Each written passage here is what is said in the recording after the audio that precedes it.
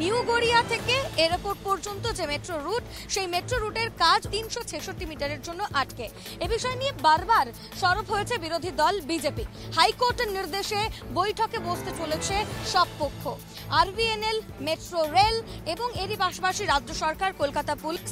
আজকে পার্ক স্ট্রিটের যে মেট্রো রেল ভবন, সেখানেই বৈঠক হতে চলেছে দুপুর 2:30 নাগাদ। হাইকোর্টের তরফে বলা হয়েছে জনস্বার্থে এই গোটা বিষয়টা নিয়ে জট কাটানো হোক। মেট্রো রেলের তরফ থেকে বলা হচ্ছে যে ট্রাফিকের ব্যবস্থা যদি রাতের দিকে খানিকটা কন্ট্রোল করা যায় তাহলে কিন্তু ধাপে ধাপে কাজ শেষ হয়ে যাবে। রাজ্য সরকার বলছে এই রাস্তা উত্তর কলকাতা এবং দক্ষিণ কলকাতার মধ্যে যোগাযোগের নাকি একমাত্র মাধ্যম, কোনো বিকল্প পথ কি নেই?